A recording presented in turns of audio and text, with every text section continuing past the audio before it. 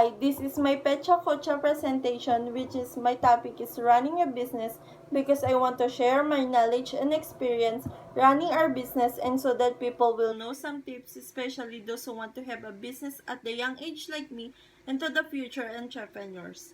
So, time to think about success. There are people who seems have no problem achieving goals, but it's not because they have higher IQ or more than time than you, but because they act and think differently. So here are some tips for you all. Growing a business from scratch. Every time a starter up or entrepreneurs decides to begin a new journey with project and that it's to create a business from scratch need a lot of steps to be done. So number one of it that we need to do is a business plan. Business plan is the one very important whether you are starting a small business or exploring ways to expand an existing one. A business plan is an important to guide your decision and just to think of it that it is your roadmap to success and providing greater clarity on all aspects of your business. So next is get organized. one of one of thing you need also in business is you need to be organized to all things, and one of these is your organization that will help you to complete tasks and stay on the top of all things to be done.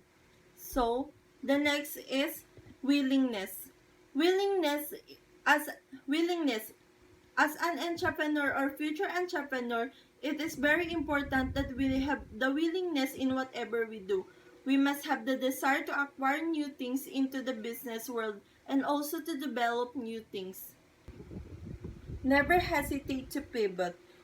Time has proved that process can help define your business. Rather than just focusing on ways to optimize, test, and accelerate results, you should inspire your people to redesign and encourage to abandon fear of change and becoming more flexible and unpredictable. Focus on possibilities, not on the potential of failure. In business, we should have the positive mind, but it doesn't mean that we don't look at the negative sides in business because negative makes you go forward and also that guide you into a positive, just like a failure and success. Prepare to make sacrifice. Starting a business is hard work, but after you open your doors, your work has just begun. In many cases, you have to put more time in than you would if you were working for someone else, which means spending less time to family and friends. In short, learn to sacrifice to be successful. Don't fear to void. Being aware to void and possible failure force us to keep moving forward. It is the driving force convincing every business to take the next step in order to keep gaining momentum and grow. And for sure, this is to provide the business with needed confidence and comfort with uncertainly clearing the way towards and more successful of the business. Hire the right people. By hiring the right people or person, business will be more in a positive direction and will become more successful in the future. Had a great strategy on sailing. It is very important aspect to startup success is making sale, where marketing strategy focuses on increasing your visibility, which well-defined sales strategy help you to make a real quantifiable profit. Other one is provide service. Customer service is important to business because it retains customers and extract more value from them.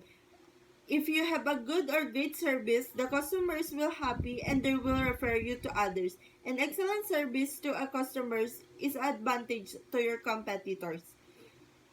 So, failed, start over again. If you are an entrepreneur, you need to get comfortable with failure. Closing a business is not the end of it. Finding ways to deal with closing a business without being defined by it is only way to move forward and start new. Just try and try until you succeed.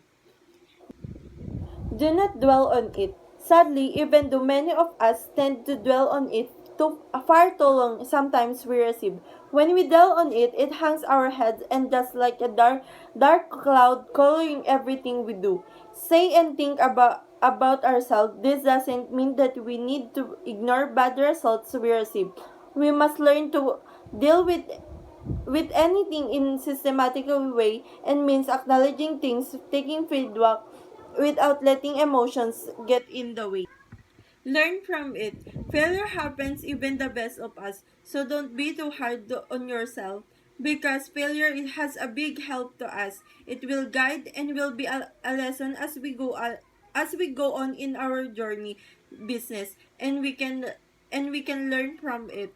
Take a Next is take risk because taking risk is intimidating, especially to those new entrepreneurs. But it's more complicated than just doing something that might turn out bad. Most of people tend to avoid risk when possible because they want to be all easy, but they are no way like that. Work the problem. When it comes to problem solving, each situation is different and therefore requires a different approach each time.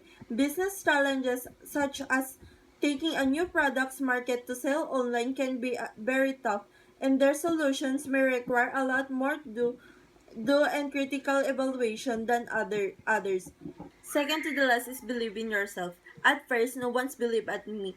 That I am really into the business world. At the young age of 17, I tried to handle our business for a few months. Then I realized that this is my world. That maybe there's so many unknown careers, but one thing I knew for sure, that every entrepreneurs must really believe to themselves, especially when others don't. Last, keep up the good work. As a young entrepreneur, I I can say that it's so hard, but at the same time, it is so all worth it. If we know that we are in the right direction already, we just need to keep up the good work. Believe in yourself and trust the process.